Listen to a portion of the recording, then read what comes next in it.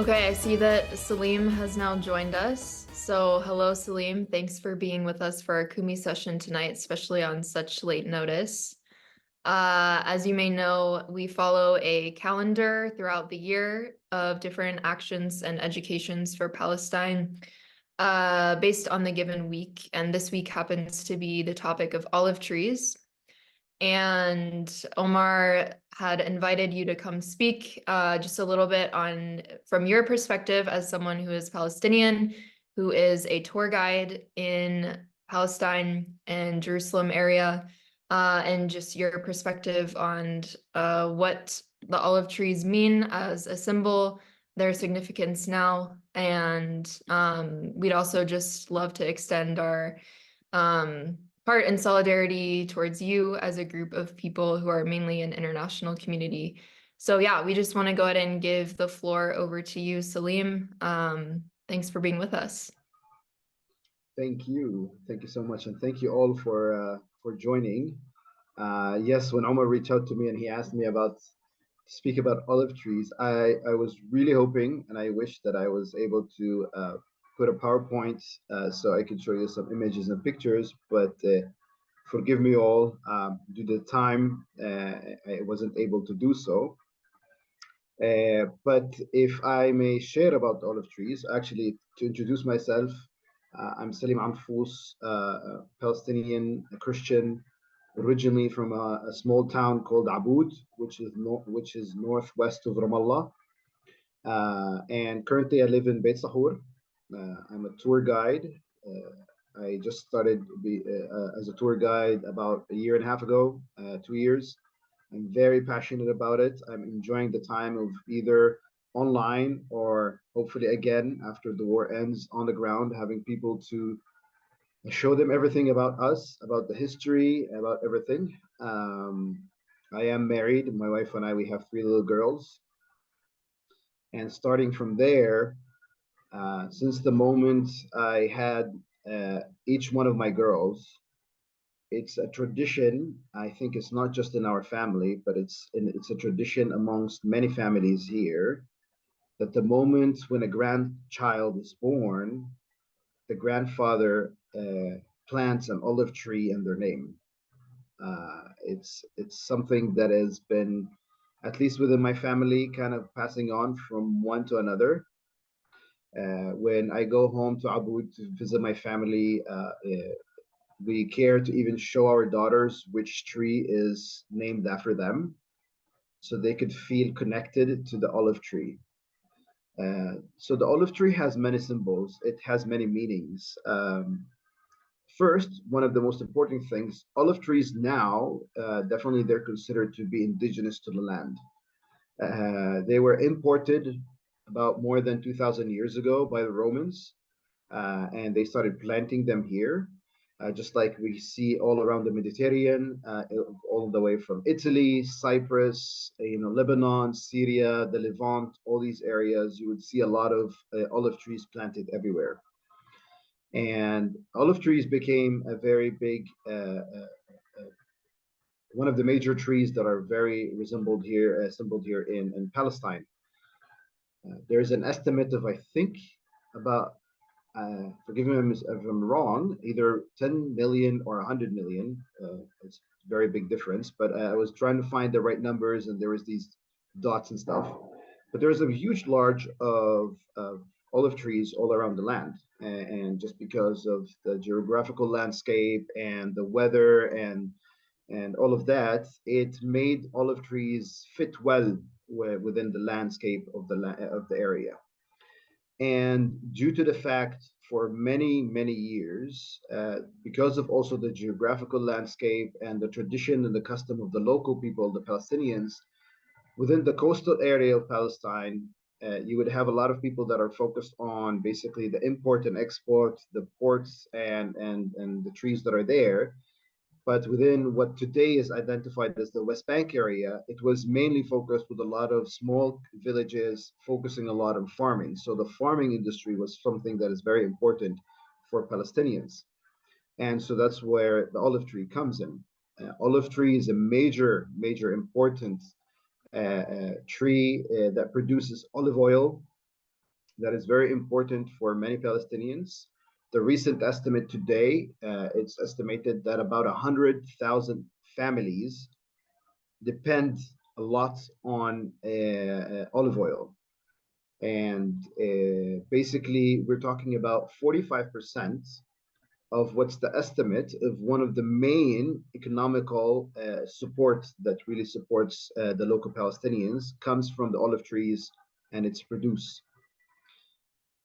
As we know, it produces olive oil, olives, and from olives we will make olive oil. From that we could make soap, olive soap. And by the way, it's one of the traditional stories that we believe it's documented that in basically the 1960s, and I think a little bit before that or around that period, it was very common along our tradition that Nablus, which is one of the most important cities that produces a lot of olive oil from its land, it was well known that even the queen, so when England was occupying this land, the queen would take soap from olive soap from here from Nablus to the UK. So that's how important and how effective and how interesting olive oil is.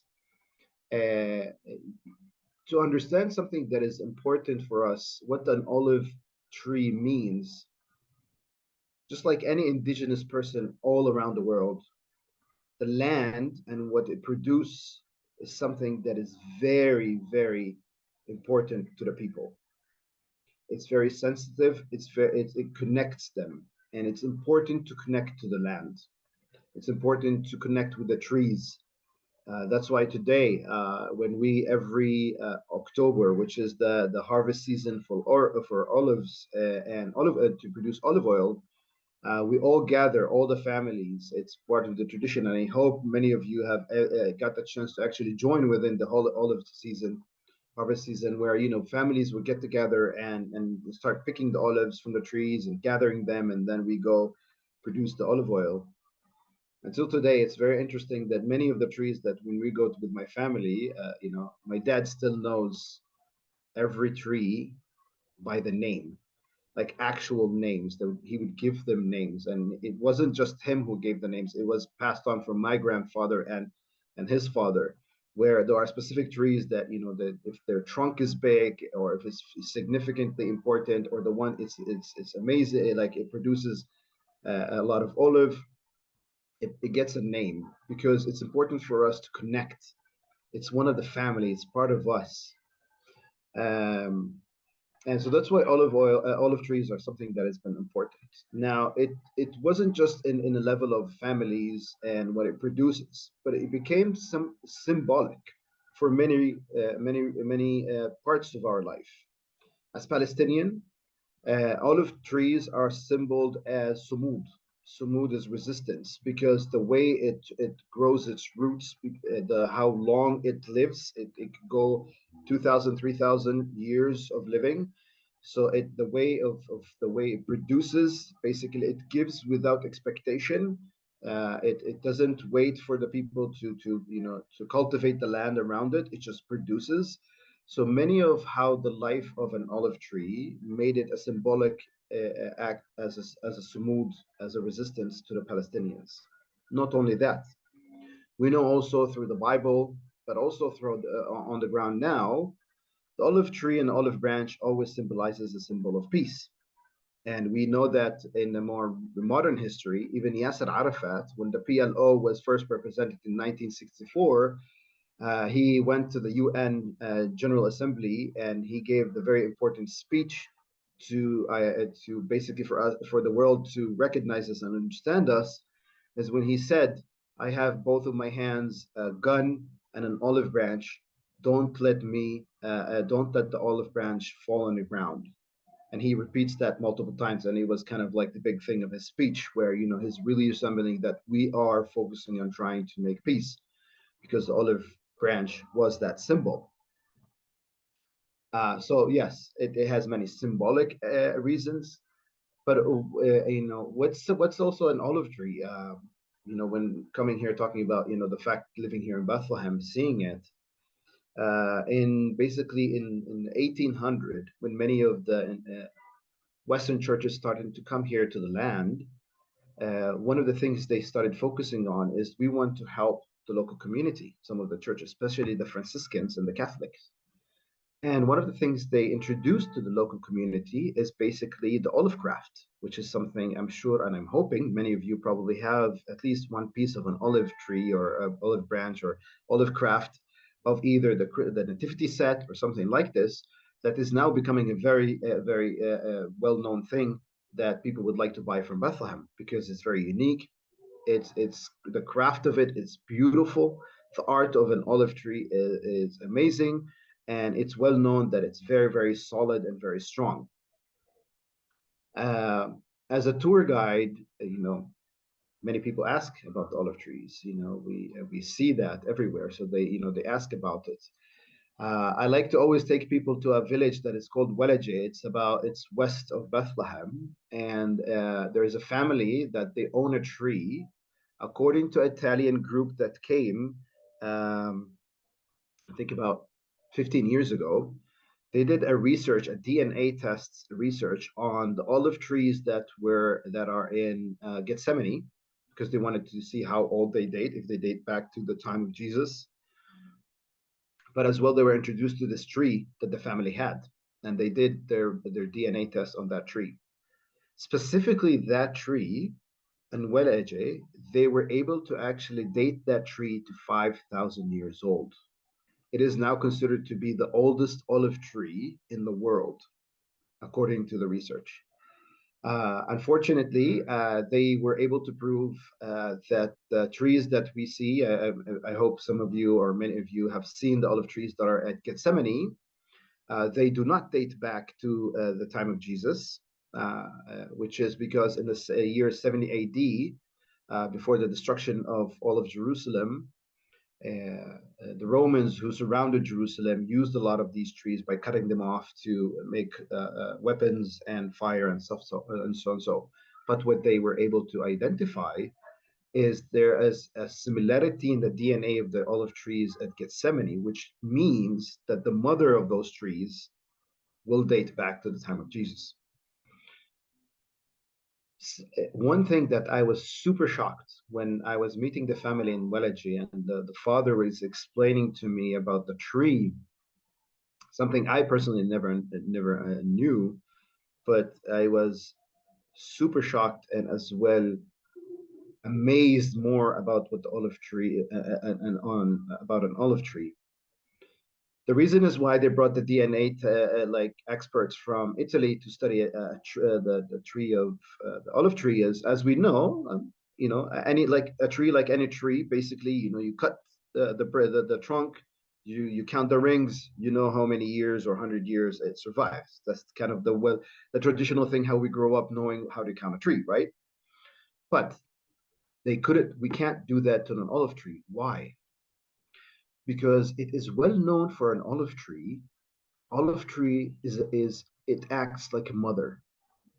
When the olive tree starts to grow and starts seeing itself that it's becoming old enough, what it does is from the roots of the tree, right around the base of the tree, it starts to grow like what we see at the beginning as branches, but they're actually from the roots of the tree, which what we call now as the daughters of that main tree.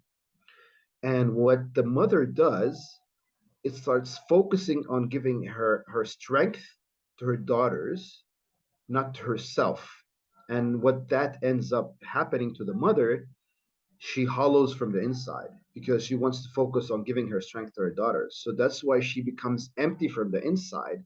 So if you ever get a chance to actually even Google it or even come here and see it, or if you ever seen it before, you would notice that an olive tree, especially the ones that are big and they're thick, which we call them today in a tradition, we call them Roman trees because basically they date back to a very old time, that they're very thick, but they're hollow from the inside. They're empty because the mother is now focusing on her daughters, not on herself. You can see how it's beautifully done by the nature of what the olive tree is. Now, of course, I learned something from my dad is when you find a big tree like this, you have to expect, since it's hollow, that there's always a beehive inside there. So there's an extra bonus of trying to find some good honey that is produced from that part. Um, Unfortunately, the downside and the sad side about it is olive trees, as I said, because of the huge numbers, you could understand that they're spread all over the land. Unfortunately, with what we're facing, at least here in the West Bank area, with the surrounding and the division of A, B, and C, and I hope you all know about it, the control of Israel, the Israeli control in Area C, which is 60% of the land, which basically you could understand that this is the majority where the olive trees are. We're unable to reach those areas. Some of those areas has been destroyed because Israel has been expanding, building, and expanding their illegal settlements in these areas. Um, so that was a major devastation, and especially this year, right after the war started in October, after October 7, it was right at the time of the season of olive harvest, and the Israeli military completely blocked every single village and city from exit for the people to exit and enter. And not only that, the intentional rise of attacks of Israeli illegal settlers on Palestinians and their time of harvest made it almost impossible for the majority of the Palestinians to reach out to their lands and harvest their trees. My family is included. We actually had to reach out to a village neighborhood that is right next to our land, that they were closer to it, and they would sneak, try to pick our olive, and basically produce olive oil, and then waited for the time where they were able to bring us some, what we were able to do, what we were able to have. Not as much as like every year, but thank God we have some. Um, and this is kind of one of the big struggles that we're facing today, this ability of us to reach out to them. I think it is not just a matter of a punishment. It's a matter of a systematic approach as a colonizer to basically strip the connection between an indigenous and their land and their trees. Since the olive tree is the most important thing for Palestinians, when and how the system approach to disconnect us from it, this is basically the identification of basically a colonizer against a native. And when they succeed to disconnect a native from their land, this is how we lose being indigenous to this land. The fact that we cannot go to our land, we cannot reach to our trees, I cannot go show my girls how their trees that they're under their name, how they grow so far in the last year because we don't want to go there anymore in the meantime because of how dangerous it is.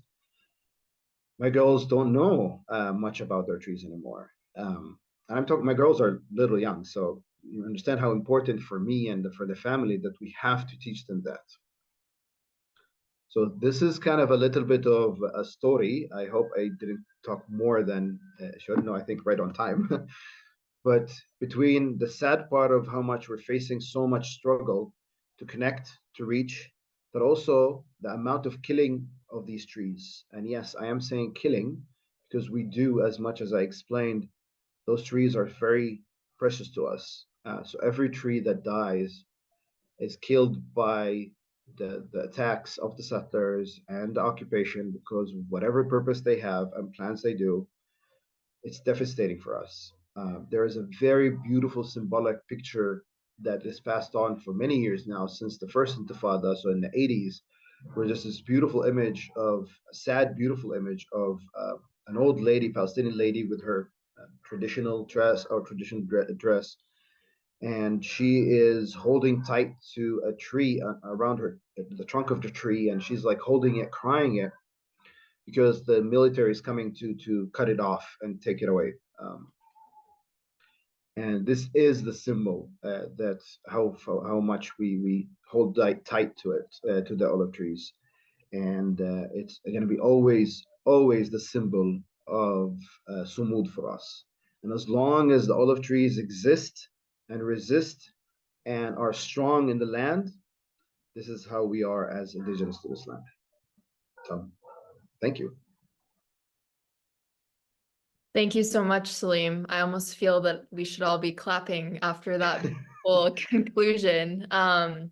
As a symbol of resistance and of Samud, I wonder if you have a moment to answer maybe one or two questions. Yeah, sure. I'll start with one, but if anyone has anything, go ahead and drop those in the chat now. Uh, the question that's come up is for me is has there been appropriation of this symbol of the olive tree as something that is indigenous and that is Palestinian and as a symbol of Samud? Many other things that have been indigenous to Palestine have been appropriated by Israel, by people outside. Is this something that is also taking place with olive trees? Of course, yeah. I mean, for example, if you come here and you drive around, if you go close to settlements or by settlements, their beautiful way of how decorating their roundabouts and their path and stuff like that. It's surrounded by trees because sorry, olive trees because they want to show that it's part of their identity. The way of them, producing, not producing only, but the cultivation of the land where now they're controlling, and the olive oil they produce, they promote it as an Israeli olive oil, and they talk about it, they show about it, just like any plant, like the dates that we have in Jericho, they show it as their own date.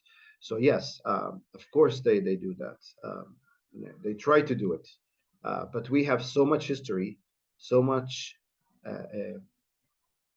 personal stories, so much connection to it that it's way beyond the fact that they could. I mean, I could see Diana, you're wearing a kufiya, for example.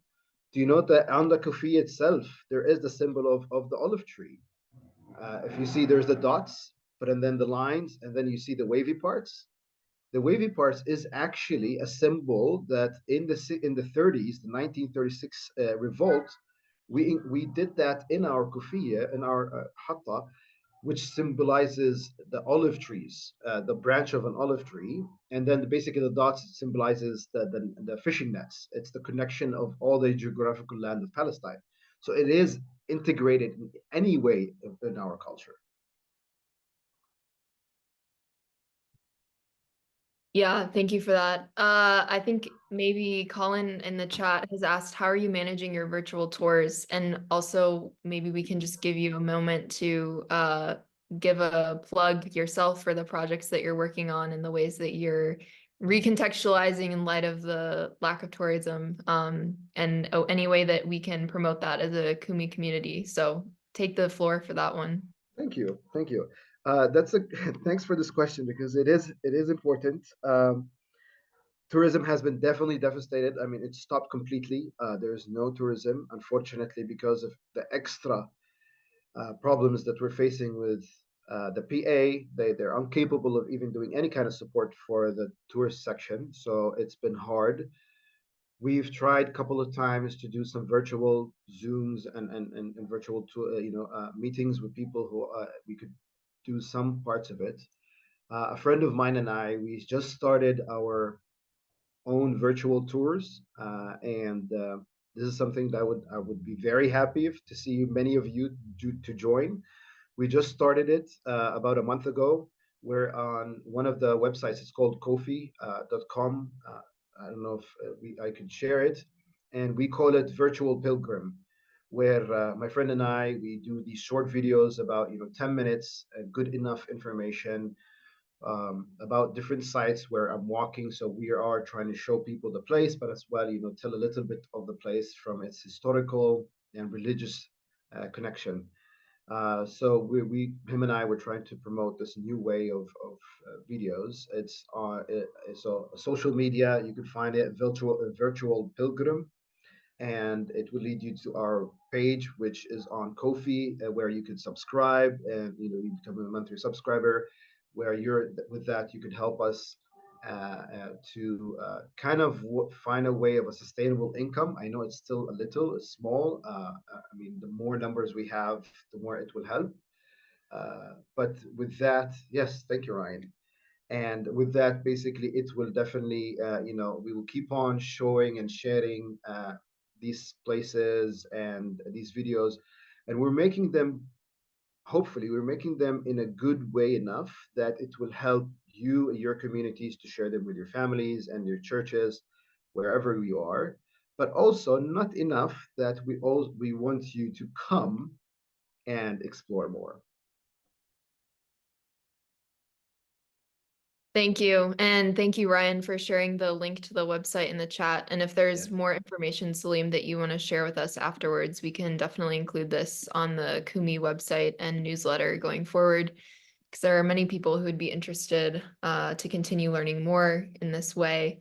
Mm. Um, yeah, I think many people are sharing images of things of their own olive oil and their connections. I know there also was an action recently in the US where 500 olive wood hearts were delivered to US senators. And so it's important that the symbol of the olive tree is also being used within our activism and advocacy. So I think with that, Salim, we just want to thank you for your time. Thanks for being with Sure. us, and for the work that you're doing and even the ways you're being creative since the 7th of October. Thank you. So yeah, thank you for being with us and just all the love and support from our community here. Thank you Uh, all. yeah. So the end of our Kumi time, we transition to a time of action within our community. So we're now going to make that transition. And before we go over the actions, I just want to announce that we want to ask people who are aware of actions within their community, things that are happening.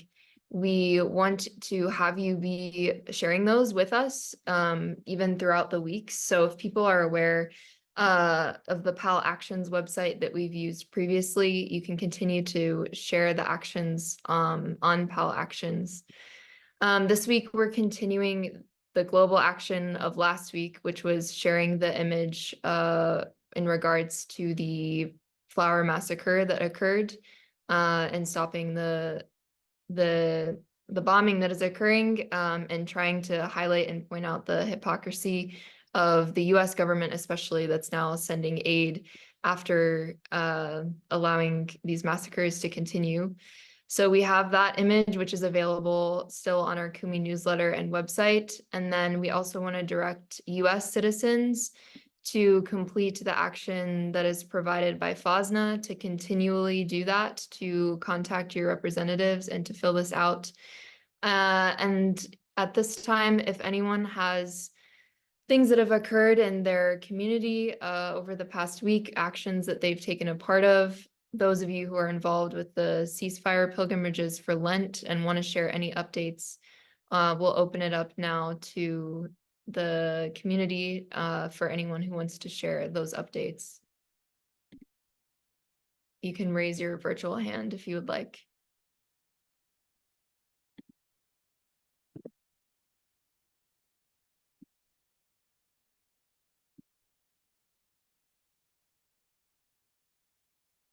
Judith, go ahead. Hi, at our Democratic Party convention for just my town, my county, Anderson County, South Carolina, we passed a resolution that the Democratic Party will support, will be calling for the ceasefire in Palestine and a whole lot of other things, like stop the siege, stop funding Israel. There were like 10 different things.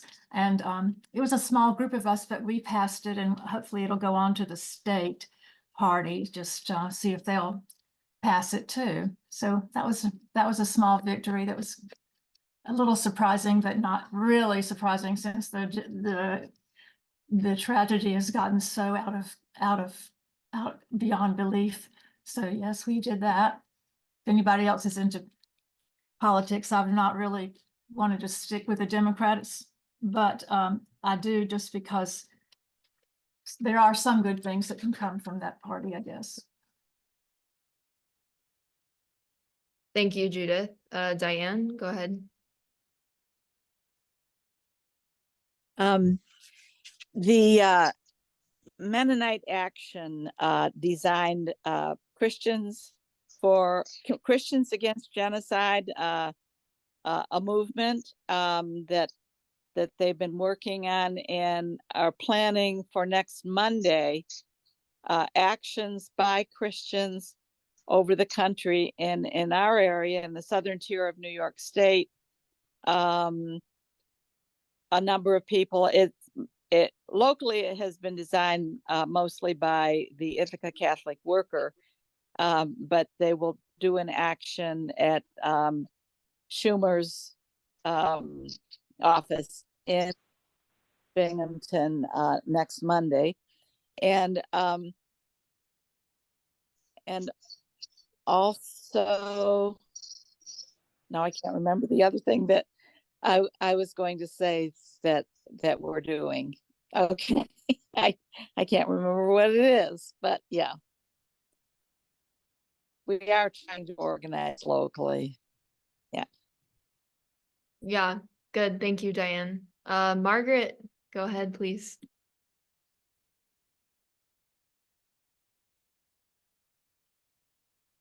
Thank you very, very much for this illuminating session. And I'm delighted to report on several things that have been happening and continue to happen here in Scotland.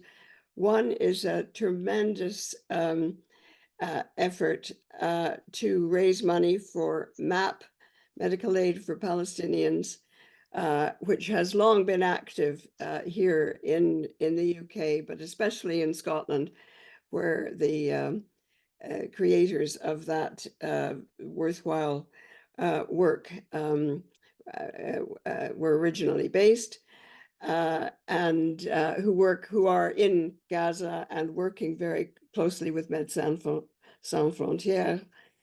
They are right on the spot, and these fundraisers are taking place through our newspapers, for example, here in Scotland, and the amounts that are being raised by individuals and by groups are mounting every day.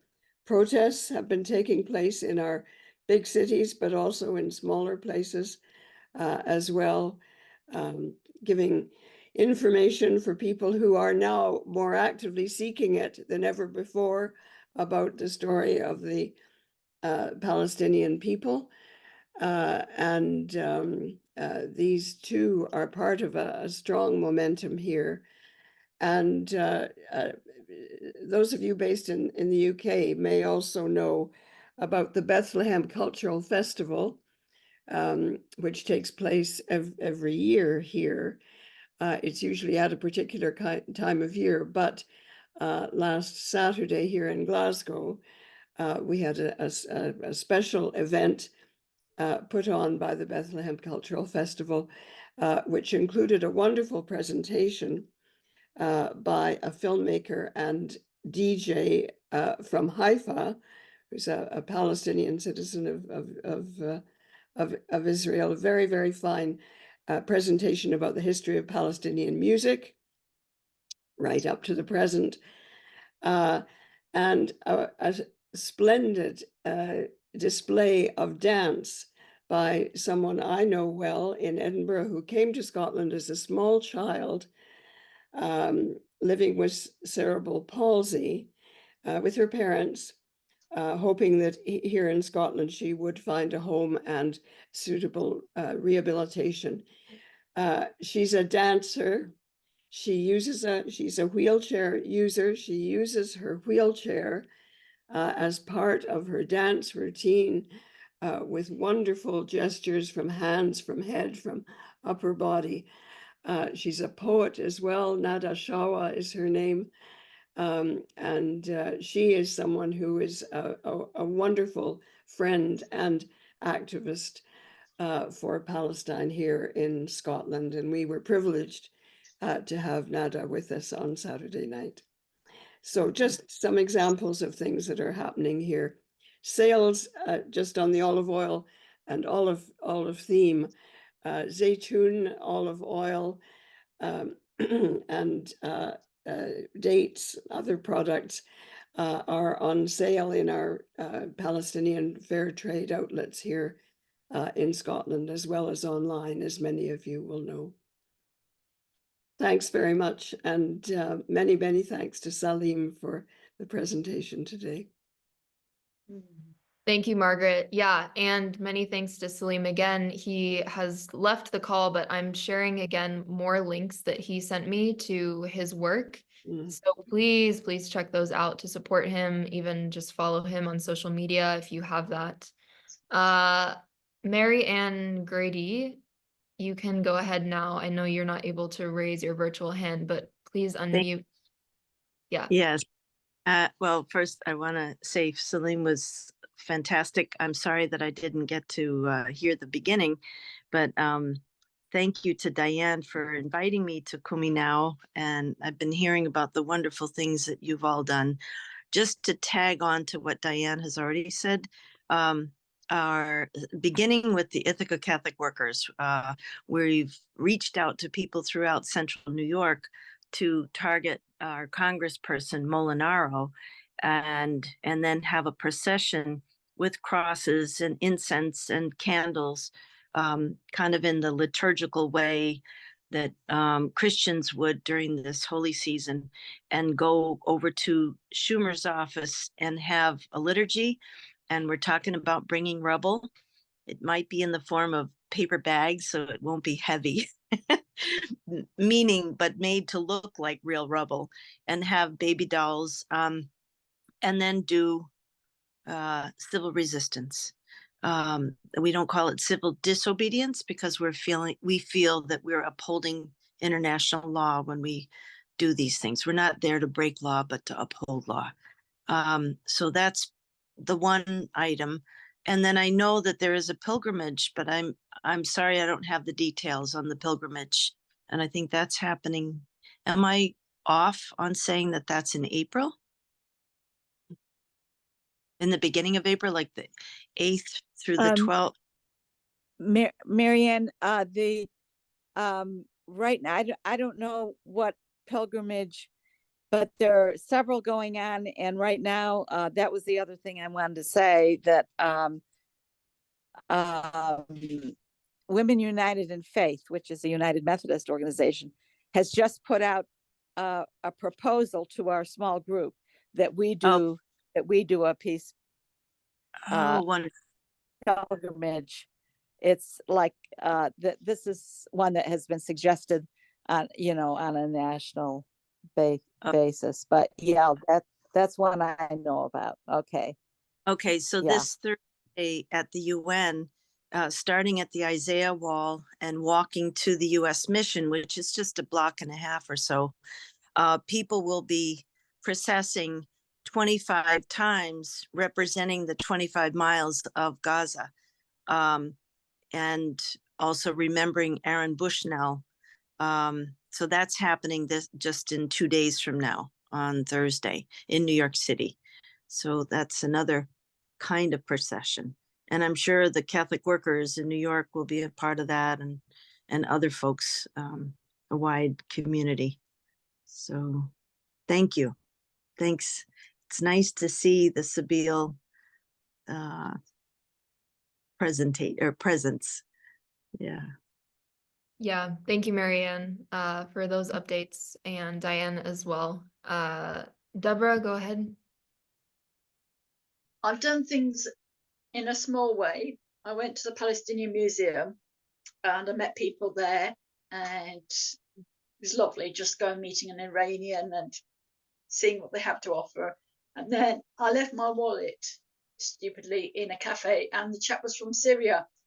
And I made friends with him because he saw my scarf on my head had made. And we shook hands, and he was so moved.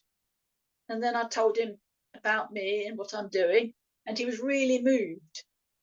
And I wished him salam, which means peace in Arabic. And then this week I was going home on the bus, and I was wearing my scarf on my hand, as usual. And this lady, I just noticed her asleep, and I just started chatting, and she'd lost her mother and her family in Gaza because she lives in Britain. She lives in Bradleystoke, near where I live. She's a neighbour. And I gave her a big hug. And we talked, and I said, well, and the Muslims in England are feeling really, really threatened by this government, by the Conservative government. There's a lot of anti-Muslim, Islamophobic, and there's been lots of threats against us as well, you know, that we're not allowed to go outside offices, we're not allowed to, and politicians have been told not to talk to the Palestinian solidarity campaign. And there's a lot of fear. But when you do those tiny little acts of neighbor, you know, being neighborly and meeting your neighbor, I mean, as Jesus said, the Good Samaritan, who is my neighbor, and just meeting people, it did me so much good. It really did. And I think this is what, you know, this is what we are here for. So a lot's been happening in little ways. Good. Thanks, Deborah. And then Randy, hello. Hello, I just wanted to point out, and I'm putting it in the chat a second time, there's a new organization just in the last month or so, spanning the United States, Christians for a Free Palestine.com. And if you click on that link, it'll take you to their website, and you can join according to the region of the country that you are in, and information will be shared about activities that are going on in your region. So something to consider as you consider your ways for activism. And this is mainly just for the US, Randy, that you know? I believe so. Yeah, I don't Okay. think it's expanded internationally yet.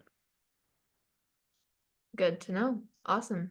Martha, maybe you, and then if there's anyone else after, but go ahead, Martha. Thank you. I just gave 2 presentations last weekend, actually, at our churches. I'm in Northeast Iowa in the United States, and focusing on Palestinian women for the World Day of Prayer, and then expanded into International Women's Day. But I focused on mostly Palestinian women who I know and their challenges of living under occupation. So so many people are, I don't know the realities on the ground, whether it's in Gaza or in the West Bank. So trying to continue to educate. I also sell Palestinian handwork that I collect. So I get my olive oil from the Mount of Olives from the Lutheran World Federation. The proceeds go to Augusta Victoria Hospital, and then I get a lot of my olive wood from Beit Sahur. So, but I collect from a variety of different people, artists, organizations, and shopkeepers.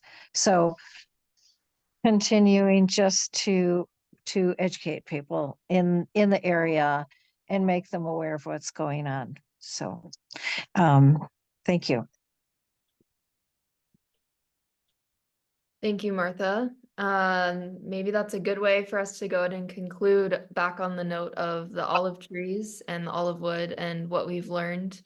Sharon, go ahead.